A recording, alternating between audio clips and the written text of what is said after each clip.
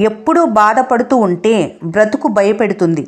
అదే ప్రతి క్షణం నవ్వుతూ ఉంటే జీవితం తల వంచుతుంది.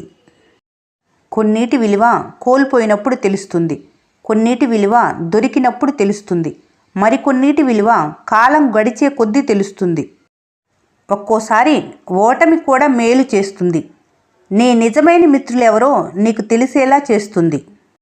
తన ముఖంలో బాధలు కనిపించకుండా నవ్వేవాళ్ళు గొప్పవాళ్ళు, చెప్పకుండా తెలుసుకునేవాళ్ళు అంతకన్నా గొప్పవాళ్ళు.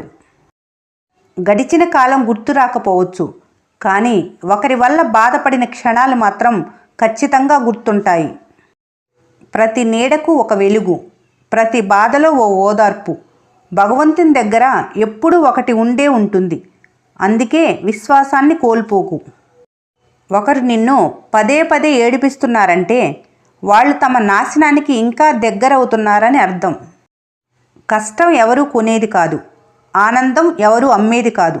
జీవితం ఇచ్చే అనుభవాలే కష్ట సుఖాలు, అంతే. కాలం ఎప్పుడూ ఒకచోట ఆగదు, జీవితం ఎప్పుడూ ఒకలా ఉండదు. ప్రతి ఒక్కరి జీవితంలో తట్టుకోలేనంత బాధ ఉంటుంది. అయినా సరే బ్రతుకుతారు. ఎందుకో తెలుసా? రేపటి రోజున ఖచ్చితంగా సంతోషం వస్తుందనే ఆశతో. ఇంతే జీవితం. చీకటి పడిందని బాధపడుతూ కూర్చుంటే ఆకాశంలో చుక్కల మెరుపుల్ని, వాటి ఆనందాన్ని మిస్ అయిపోతాం. అలాగే ఓడిపోయామని ఏడుస్తూ కూర్చుంటే పక్కనే ఉన్న గెలుపుని అందుకోవటం మిస్ అయిపోతాం. నువ్వొకరిని బాధ పెట్టే ముందు వాళ్ళ స్థానంలో నువ్వు ఉండి చూడు. వాళ్ళు పడే బాధ ఏంటో నీకు అర్థమవుతుంది. మనం ఒకరి సంతోషానికి కారణం కావాలి, కానీ ఒకరి బాధకి కారణం కాకూడదు. బాధలనేవి గాలి లాంటివి, అవి లేని చోటంటూ ఏదీ లేదు. నీ ఒక్కడికే బాధలున్నట్లు తెగ బాధపడకు. చాలామంది అందులోనే ఉండి ఈత కొడుతున్నారని తెలుసుకో. పట్టనంత బాధ, పట్టనంత ప్రేమ మనం బాగా పట్టించుకునే వాళ్ళ వల్లే. దూరమైనప్పుడు వచ్చే బాధ కన్నా గుర్తొచ్చినప్పుడు వచ్చే బాధ ఎక్కువ. జీవితం అంటే ఒక సమస్య నుండి ఇంకొక సమస్యకు ప్రయాణమే. ఏ సమస్య లేని జీవితం అంటూ ఉండదు.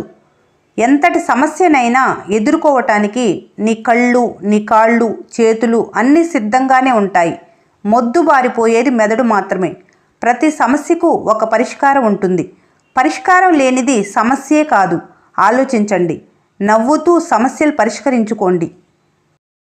ఈ వీడియో మీకు నచ్చినట్లయితే మన స్నేహ ఛానల్ని లైక్ చేయండి, సబ్స్క్రైబ్ చేసుకోవడం మర్చిపోకండి. Thanks for watching.